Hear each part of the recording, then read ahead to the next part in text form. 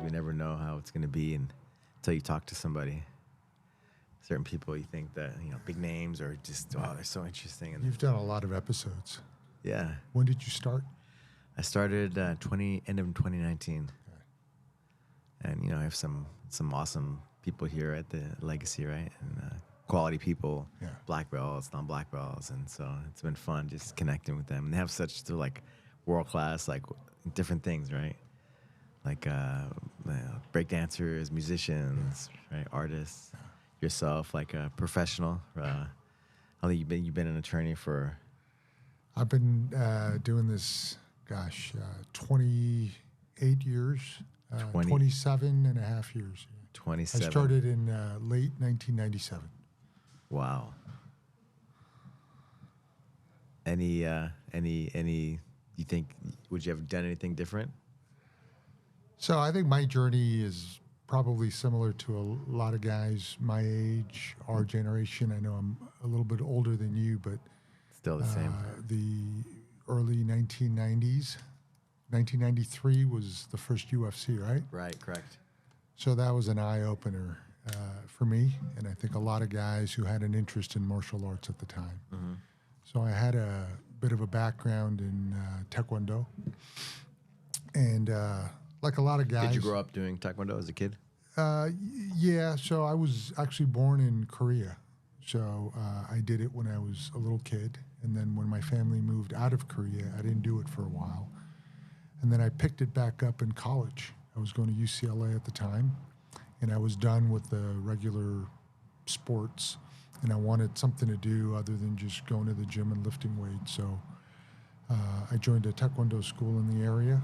There was a very well-known instructor, Heel Cho, who had a big school in West LA, right on Pico. So I joined that school, and I was into it. I was doing it for a while, and then I graduated college. I went to law school, so I was very well into my professional path at the time. And then this thing came on, pay-per-view or whatever it was, and Cage, yeah, which is the best martial arts style, right? That's right, and it was fascinating, and I was intrigued, and so I guess I owe my initial interest in jiu-jitsu to watching Royce Gracie fight in the UFC, and like so many, right? Like so many, and then I kind of observe the evolution of MMA and jiu-jitsu and how people understood it and perceived it, and I just kept doing it. So I was never on a competition path for jiu-jitsu, primarily because when I started doing it, I was 28, 29 years old.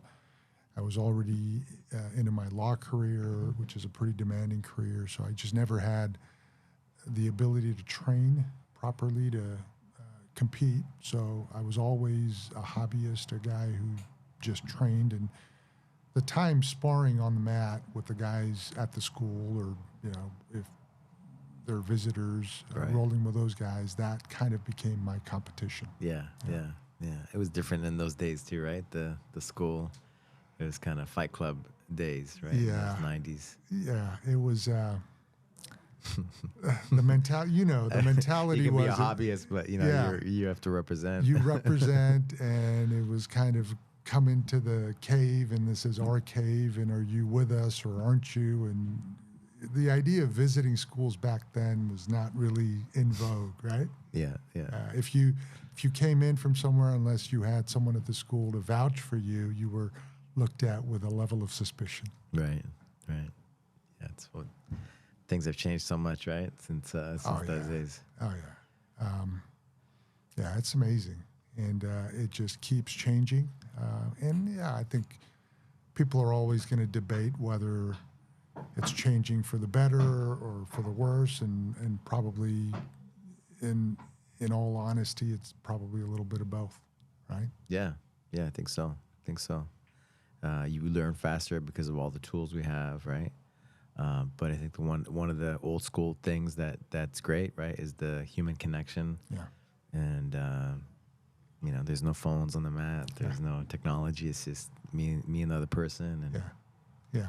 And I think one thing that's very different is back then, in the 90s and early 2000s, I think primarily the folks you saw training were either aspiring fighters or aspiring full-timers, folks that wanted to own their own jiu-jitsu school at some point, or people like me that, for whatever reason, had an interest in self-defense and fighting, and the idea of being proficient, being able to defend yourself, defend your family, that was important to them. Now, I think, in addition to those folks, you have people from all backgrounds and perspectives. People do it because they find it fun. They do it for the athletic training. Yeah. They do it for the social connection. I mean, look at our school, right? The culture you've built here, it's so diverse, and it just brings in great people with all kinds of interests and all kinds of reasons for why they do jiu-jitsu. Mm-hmm. Yeah, like the quality of life, right? The quality of life. Like you see all these big chain gyms now, right? And kind of evolving into kind of just wellness, just more boutique kind of things, right? Yeah. Human connection, and I think, you know, even though they're maybe they're not jiu-jitsu, this is a part of, I think, that movement, right? Of just old school things, in a way, of just slowing things down and connecting. That's right. Being human. That's right. That humanity, that genuine connection. I think you got to be more deliberate now to find it, because everyone's so dependent on their phones and social media, and you know, just generally it's harder to distinguish between what's real and just what something someone posts and something you read, right? And now even AI, right, with the with the different content. You know, like, what? That's right. That's right. Yeah, crazy. Where did you start jiu-jitsu? You were in UCLA, and you know, when? Yeah. So where this was '97. So I was out of law school, and after I watched the first UFC. Actually, after I watched the first UFC, I was intrigued, but I was perplexed. I think, like a lot of people, we saw what we saw, right? We saw this skinny, 178, 180-pound guy beat all normal guy, right? Beating this steroidal, juiced out. But we didn't know why that happened. Unless, I know you had an earlier start in jiu-jitsu, but for the majority of the interested population, even folks with some kind of a martial art self-defense background, they didn't know why that happened. And then I think with UFC 2, I think 4, et cetera, we started appreciating a little bit more of how he was able to do what he did. No gloves, no time limits. Right. No weights, right? That's right. I think three fights in one night. I think the only rules were no eye gouging and no like biting. Sorry, was there? I thought there was no groin strikes. No, but then you could do groin strikes. You had that. What's his name? The forgot the chemo's coach, right? That's right. That's right. Yeah, that was considered a KO or a submission of sorts. Yeah. So for a couple of years after the first UFC, I walked around interested in it, but I didn't know where to get jiu-jitsu instruction, right? I think I might have heard that there was the Gracie Academy in Torrance, but I didn't go to sign up there. And I think also the impression at the time was, they called it Gracie Jiu-Jitsu, right? So the art was really for the family and those that represented the family. And I didn't think that it was something that was widely available to people that were interested. And then I met a guy, a friend of a friend, who was training under Hickson. Okay. And he's a guy who was a successful high school wrestler.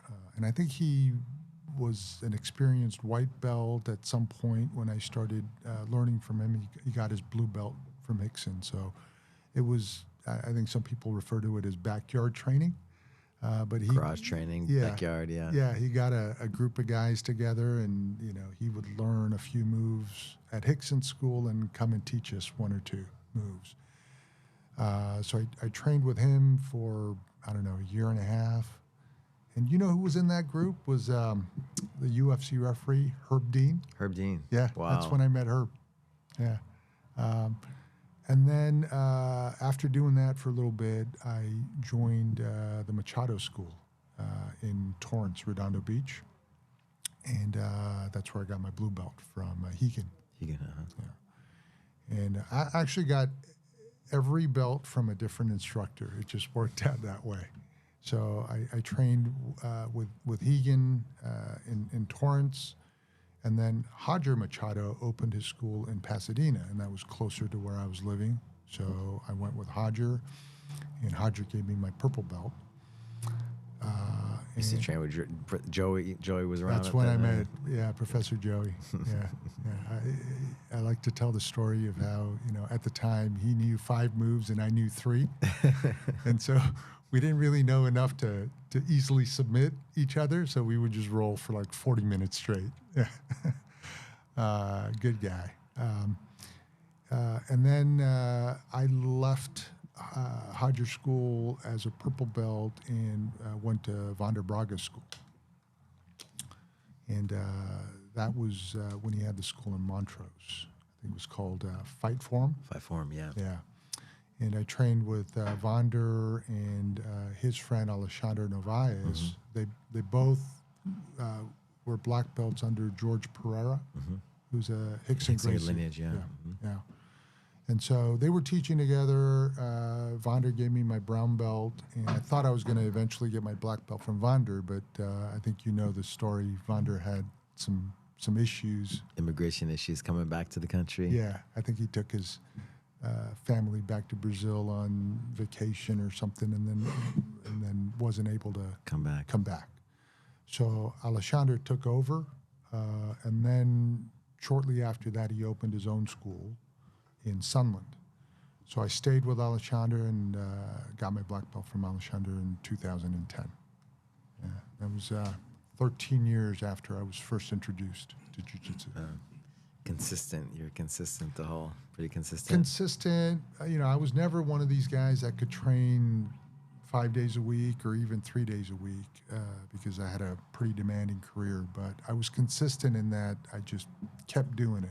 Even if it was once a week, twice a week, I just kept doing it. Yeah. And then how did you come? You came over. Did he close the school eventually? Yeah. So Alexander sold the school that was in Sunland to one of his black belts, a guy named Rene, and Alexander focused on his teaching responsibilities at a UFC gym. Okay. I think that was he was the head instructor at the UFC gym down in Torrance. Okay. So I stayed at the school, trained with Rene and Gilbert and and others until Rene closed the school down. Then I came in and found you. Yeah. I think that was 2013, maybe 2014, 2013. It's around that time. Yeah. And, it's crazy. It's been more than 10 years already. Yeah, and so seeing your kids grow up, Yeah, my kids are about the same age as your kids. Yeah. So I remember, they were in the kids' class together. Yeah. And you've been so kind and so welcoming of me. And back then, I don't think there were that many black belts from other schools that had come over to train. Now there's a lot of us, right? But I think back then, most of the black belts were either your black belts or other Gracie Baja lineage black belts. So I was a little bit,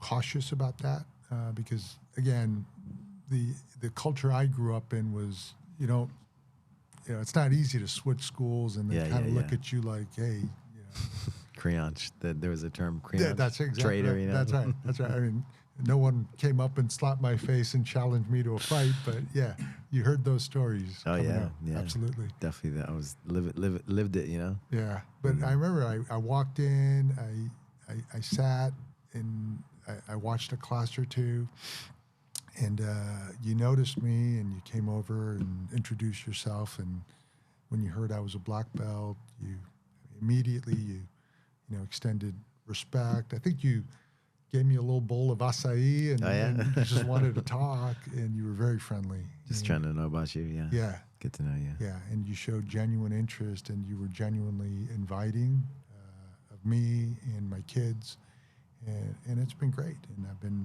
I've been learning under you now for, gosh, what is it, 12 years, 11, 12 years? Yeah, it's been more than they were saying. Yeah, since 2012-ish, right? Yeah. So around now, it's crazy. The time flies. Our kid's growing up now. Like, That's right. Your older one is in college now. Yeah, he's a sophomore in college. Sophomore, wow. And then my twins are graduating this year, so they'll be off to college, and we'll be empty nesters. Yeah. It's good. It's good. Time flies, right? Yeah. And you're still on the mat. It's still training after multiple injuries. Yeah. According to my doctor, I'm not supposed to be training anymore. Right. But I'm thankful that I'm still training. I limit myself now. I have to, just because of my own medical history. But I'm still able to do certain things, so I'm going to keep training as much as I can. How has jiu-jitsu helped in your life? Well, at this point, it's just a part of my life and part of who I am. Right? You know how that goes. Yeah, I think martial arts too, because you grew up doing taekwondo in Korea, right? Yeah, but jiu-jitsu even more so at a core level. I think people do jiu-jitsu because it represents something to them and for them, and everyone's reason is probably unique to them. Right, for me, jiu-jitsu touches the body, mind, and the spirit, and I just think it's so fundamental and elemental to who we are as people. At a basic level, human conflict and the ability to do something in a conflict situation, I think, is something that touches everyone. And so that's what intrigued me about jiu-jitsu to begin with. Seeing something that, to me, represented the ability to survive, if not succeed and submit your opponent, regardless of size, level of aggression, age, and all the other factors that normally dictate what happens in a physical confrontation. That's what really interested me when I first saw the UFCs and Royce, and like UFC 1, I think it was. You're like, maybe it was luck, right? Exactly. Maybe it was fluke. Maybe it just works for members of the Gracie family because they've been doing it since they came out of the womb. But then as you saw more and started to understand a little bit what was happening, you realize, okay, this is actually based on physics, anatomy, and the truth of what actually works and what doesn't. So for folks that grew up, in the 70s or 80s or even the 60s, the idea of fighting and martial arts was all striking. And then this fake mysticism about martial arts masters and the death touch and that sort of nonsense, right? And so I think by the time the first UFC came around, I knew enough to know that that's not real. Right? Even if you're a skilled striker, boxer, kickboxer, how big you are, how strong you are, how young and athletic you are, make a huge difference. But then when I watched Royce in action, it started to raise those questions of, is skill and execution actually enough to overcome all of those other factors. So that's what was intriguing and mesmerizing. Now, as we watched more UFCs, Pride, and then different representations of Brazilian Jiu-Jitsu, I think we have come to learn that no, it's not mystical and it's not magical. Jiu-Jitsu has its limits, and how you apply it and what you come up against, of course, make a difference, right? And so we've come full circle now in that we understand it more technically and athletically, but still, if you ask me, I think if you ask anyone who's a jiu-jitsu practitioner and even people that just observe MMA, they will say, what's the single most effective martial art that can overcome all of these, physical factors? It's Brazilian jiu-jitsu. Yeah, we can't, that time, right, of what is the best martial art. It's just like sometimes I post like an old Royce Gracie, him doing the foot stomps in the early UFCs, because you can't forget that era, because that proved how it works, right? Yeah. Against all different martial arts, wrestling, jiu-jitsu, all the different ones that people would say, if I punch you here, kick you here, I'll kill you, right? Yeah. And shut it all down, right? Yeah. All this mysticism. Yeah, that was a window in time when you can look at it like a purest moment in martial arts history, where it was really style versus style. Style, yeah. Now you don't have that because everyone is well versed in at least 2, 3, 4 types of martial arts, and now it's more about the athlete than about the style. Right. Yeah. Being in MMA, living, fighting professionally for 10 years, and then my daughter's like, all in wrestling, now. And so me just being a part of that kind of makes me just reflect on jiu-jitsu again and what that means for society, for people, for everybody. And just makes me value not just the self-defense or the effectiveness of it, but also just the lifestyle. Because MMA, wrestling, these, like jiu-jitsu you can do forever, You should be able to do forever. That's right. Even compared to judo. Mm-hmm. And judo's terrific, and of course, jiu-jitsu and judo have that common lineage. But I think if you ask most judo guys, or if you look at most judo guys, you don't see many 60, 70-year-old guys doing judo throws. It's hard on the body. Jiu-jitsu is much more adaptable. You may not smash and pass the way you did when you were 25 years old, but there's so many other dimensions to jiu-jitsu that, it is something that you can do, hopefully, for the rest of your life. Yeah. We have Alan, right? Savage. He's almost 80, 78, and Haley Gracie, like he was on the mat, and maybe he couldn't, do a lot of the stuff, but he'd be like, no, try to submit me, and you couldn't submit him because he'd have his defense down. That's right. You find a way to win, right? Yeah. No matter what. Yeah, and that's the other thing about jiu-jitsu that's unique in terms of longevity and how long you can stay committed to it, and that is your goals are very personal, and it's multidimensional. So your goals aren't always winning medals or notoriety or fortune as a full-time jiu-jitsu athlete. When you get older, or depending on what other things you have going on in your life, your goals may just be fitness, survival, perseverance, and people that do it for decades are going through lots of things in life. Life happens. Yeah. And you'll hear testimony after testimony about how jiu-jitsu has helped them get through difficult personal moments and struggles, or help them to fundamentally change as a person. Yeah. What was your goal when you were younger in jiu-jitsu? I think my mindset has always been self-defense oriented. It wasn't about entering tournaments, and it certainly wasn't, especially back then, about making a name for yourself in jiu-jitsu, because back then you're unique in that first American to get a black belt from Gracie Baja, but you committed your life to jiu-jitsu early, right?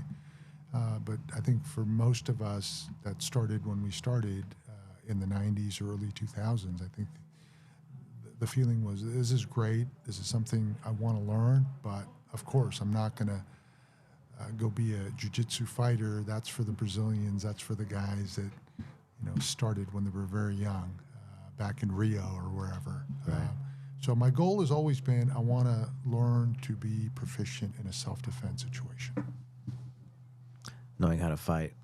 Knowing how to fight, and it doesn't mean that you have to win or be able to win or feel like you could win every fight. It's for me was the idea that no matter what the situation is, I can survive and look for an opportunity to win, but I can at least survive and survive for a long time or outlast the opponent. And I think which UFC was it when Royce beat Dan Severn? Was The fourth. Fourth? Yeah. Right? Yeah, 15 minutes, right? He's on the bottom. Yeah. Even the announcers, they didn't understand what was going on. Exactly. They're like, oh, he's losing. Oh, my God, he's losing. And then all of a sudden he triangle choked him. Right. Now we all watch it and go, oh, it was a triangle choke, right? How did he not know there was a triangle choke? But, yeah. So I think the first couple of UFCs, it was almost like it was too easy for Royce. And then when I watched that fight between Royce and Dan Severn, what I observed was, okay, he's clearly not able to do anything to this bigger guy who obviously knows how to grapple. But then to be able to pull out that submission at the end, I thought that was fascinating. Yeah, what a perfect just story, right, with Royce Gracie and the UFC and just the time of martial arts, right, in the world. Yeah. And how the striking was just so dominant and then the sport or the world's perception of jiu-jitsu has evolved over time, right? So initially, and this is the American perspective because the Brazilians had Vale Tudo and other things from an earlier period, but for those that got introduced to BJJ by watching UFC and then Pride and then the other platforms, initially it was this idea of a guy who grew up in the storied Brazilian family who was taught this from birth, and regardless of size, didn't seem like a very athletic guy. He was able to use family secrets to beat these bigger, more aggressive guys. And then you started to see different representatives of BJJ, right? Like Renzo looked and moved in a much more athletic way, much more aggressive way. And then, guys like Vitor Belfort. Yeah, the Carlson Gracie Carlson Gracie guys, right? And then you saw a more aggressive form of BJJ. So that further expanded our understanding and appreciation of jiu-jitsu. And then you had guys like Sakuraba come in. I got a couple of dolls up here. Yeah, I had to get them these. Yeah, a couple of guys gave them. and then you started to realize that it's not just the Brazilian lineage. There's a convergence here. There's a relationship to other forms of grappling and submission grappling arts. So then I don't know when that was, maybe early to mid 2000s when people started to appreciate catch wrestling, sambo, leg locks, right? And then you had the strikers with a jiu-jitsu or grappling background, like Anderson Silva. Right. Early, I think like 2002, 2003, leg locks started to really come in to play. Before that, like in the 90s and even like 2000, people would boo actually at jiu-jitsu tournaments. That's right. If you tried to do leg locks. Yeah, yeah, because it was much more structured in terms of position, and then attack back to a neutral position, and then a defensive position. And I still think that way. And I think it served me pretty well for my own jiu-jitsu, and that is when I was taught, it's, there's a hierarchy, back mount, side guard, and then in reverse, right? I think that's correct. I think that's still correct. Right. And sometimes what I see in younger jiu-jitsu practitioners is it's much more fluid. It's like, okay, I'm not going to fight that hard. You pass my guard, I'll do something else to recover or score a point. When I was coming up, the idea of letting someone pass your guard that was a defeat. It's like letting an intruder into your home, right? So I still think in that kind of regimented way is if someone's on my back, I got to get him off my back.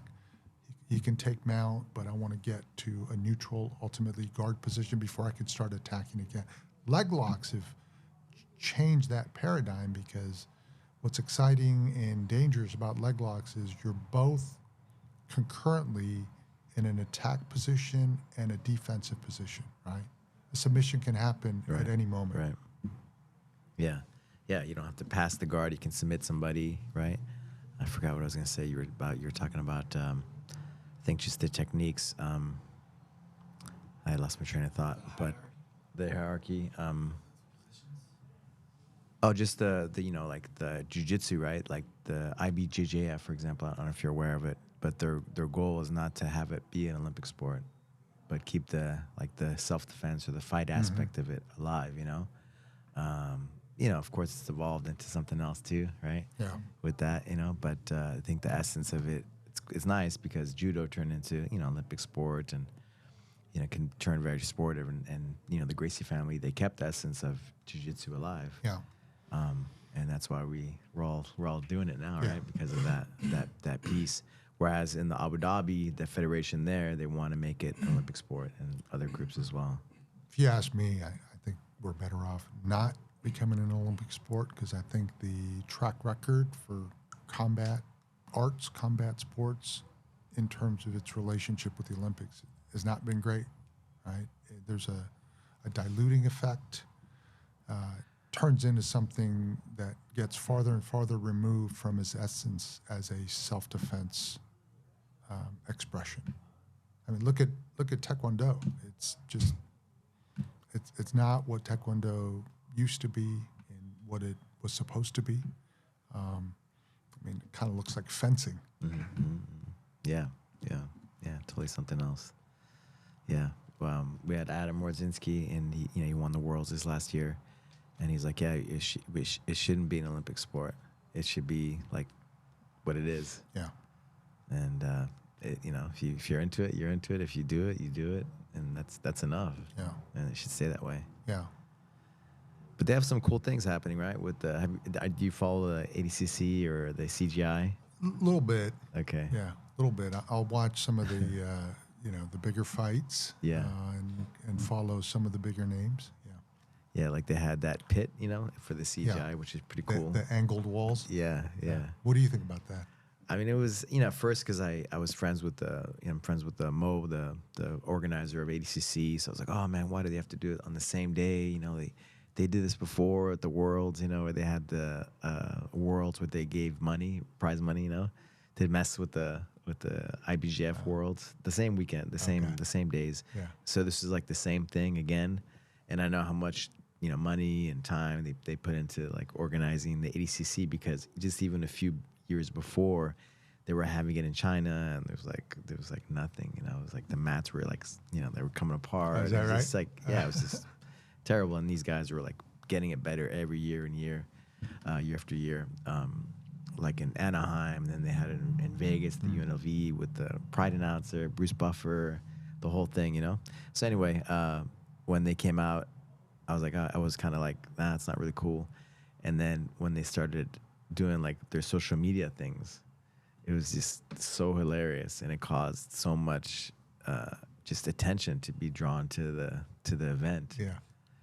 Kind of talking about ADCC, talking about this and that. It was in such like a funny way, in a good way, that I was like, I couldn't wait to kind of see both actually. Yeah. And then when they came out with that whole that angled mat thing, you know, I was like, wow, this is really a spectator event. So yeah, I loved it. I loved the rules. I loved the way they did it.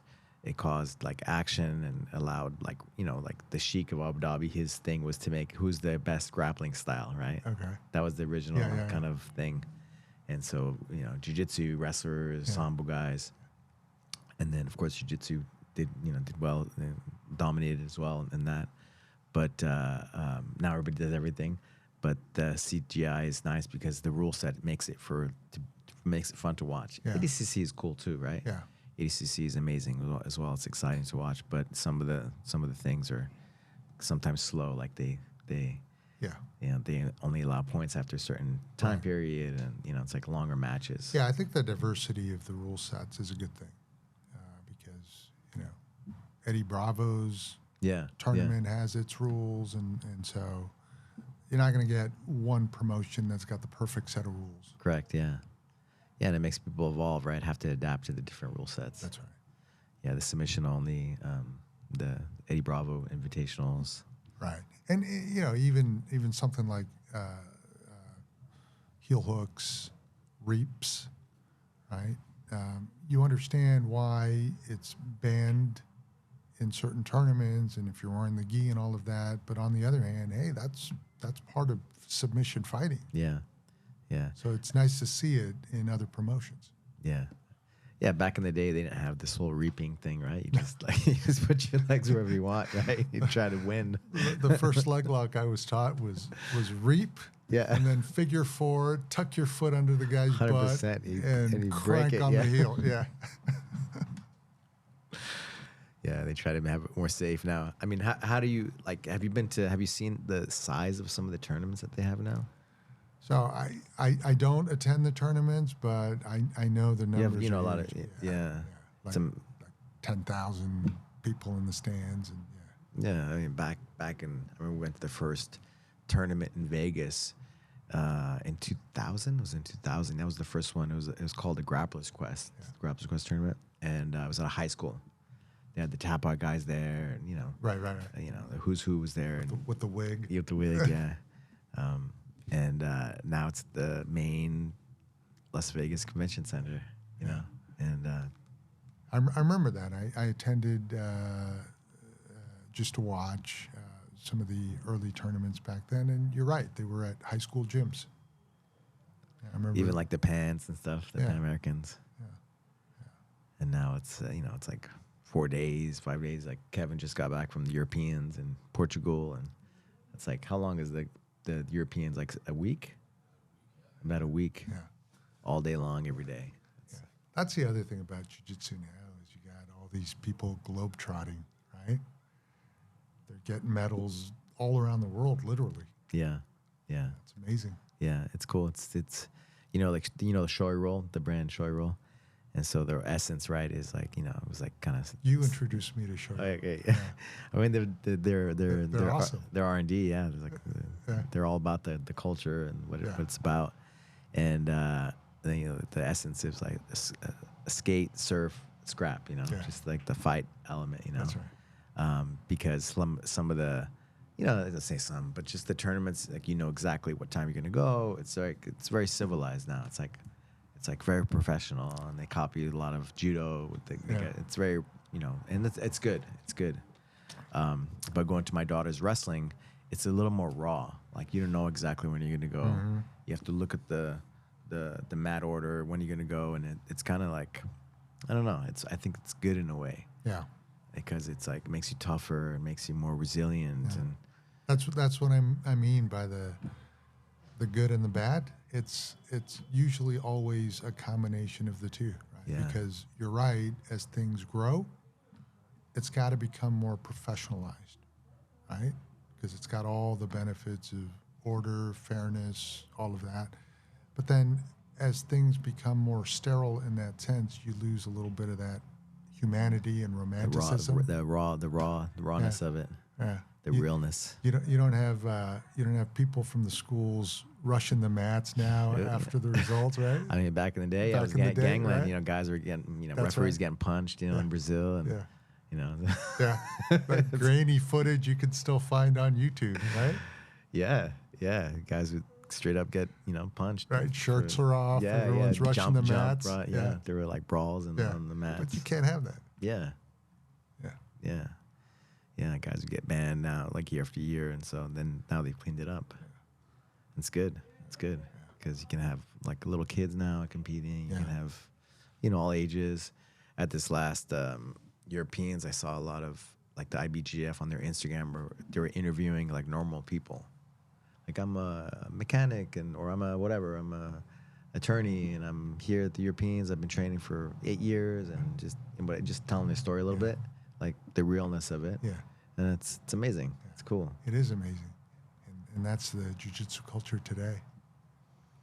They're out there, whatever age, and for me, they seem very young, because of just what they're doing.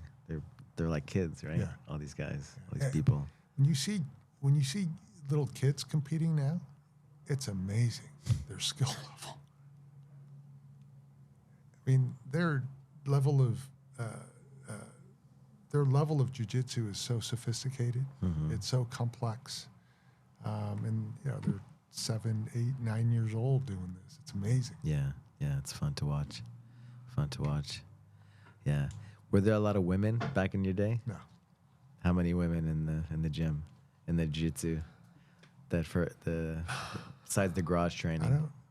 Yeah, when I think back to Hegan Machado's school, I can't remember one. The only woman I can remember was a black belt from Brazil who came as an instructor, and I forget her name. Is it Leka Vieira? Might be. Yeah. She had short hair?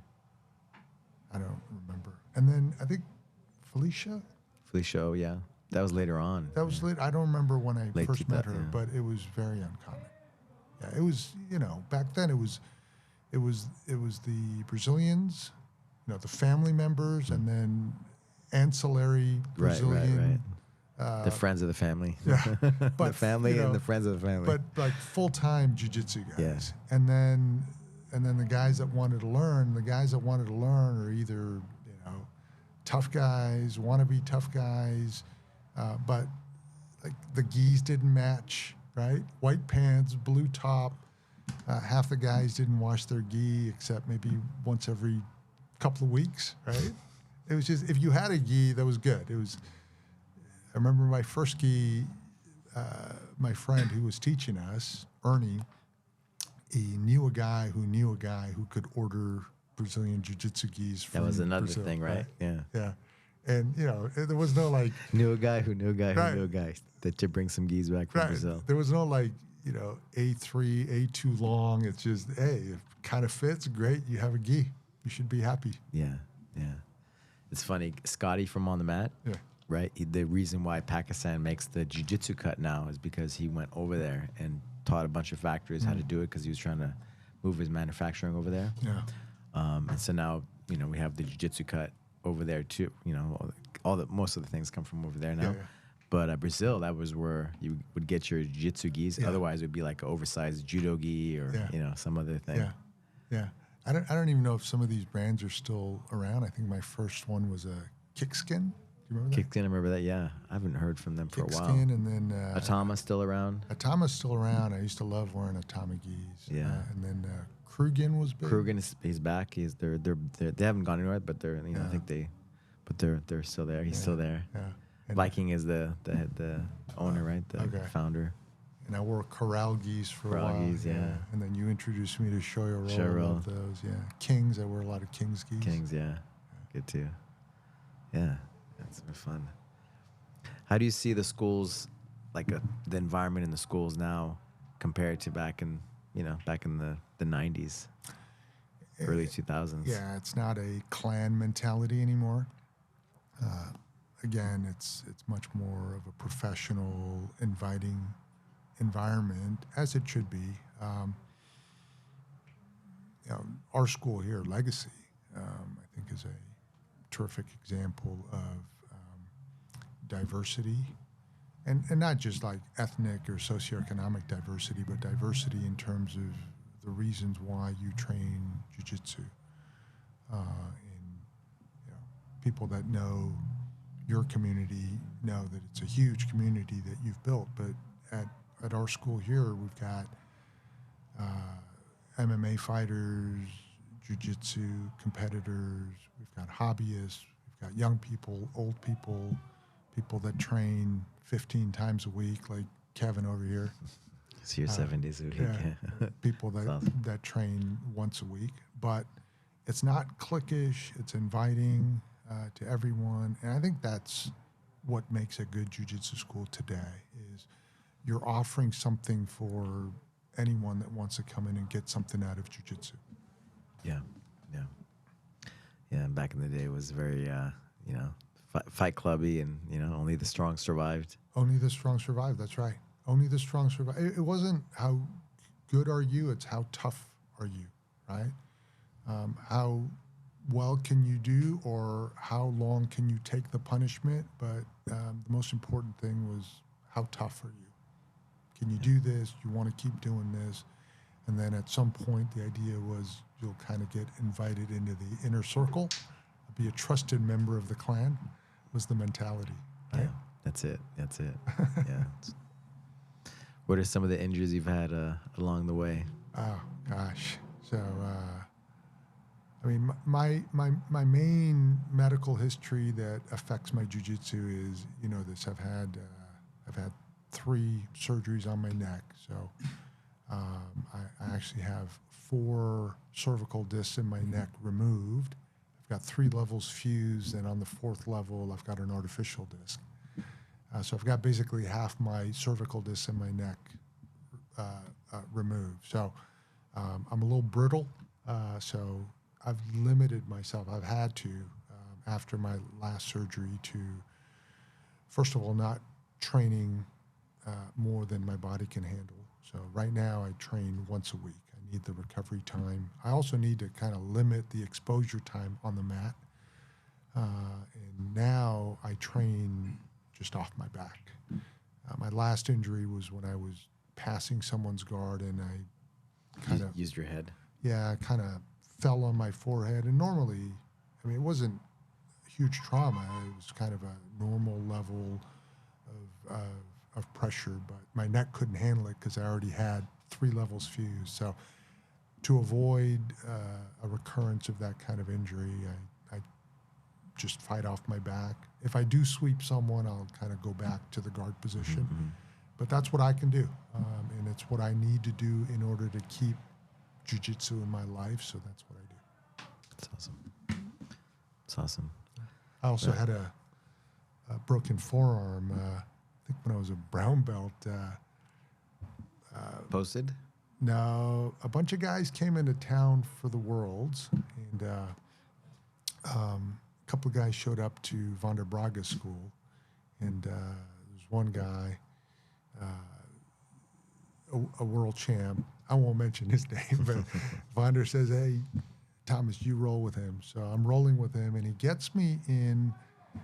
He figure fours my forearm, and I was not familiar with that submission. I thought he was going for a crucifix, but it didn't feel like a submission, and I thought he was just kind of putting pressure on my frame.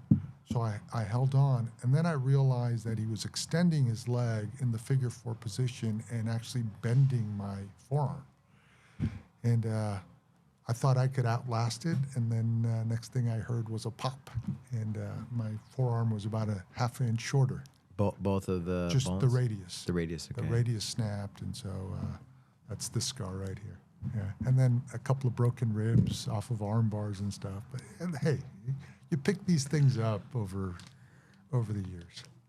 Yeah. I'm sure everyone that's been doing it this long has some kind of a jiu-jitsu injury story. Right? Yeah, for sure. Yeah, it's been a lot of fun to us talking at night and just class and different phases, and the years go by right before, as we don't even see it coming, right? Yeah. It's so fast, and so it's been a pleasure to have you on the mat and get to know you over these years and see your kids grow up and see them on the mat as well, and going through the ranks, the kids ranks, I don't know. It's a big deal, you know, for somebody like yourself who's, you know, you're a professional and you have other things, but you've dedicated your life to this is a big part of who you are, and absolutely to just to be a part of people's lives. It's such an honor, you know. So I appreciate like who you are. Likewise, it's been an honor being a part of your jiu-jitsu community and your jiu-jitsu family and getting to know you, and you've been a good friend. You've been supportive from day one, so I appreciate it very much. Thank you.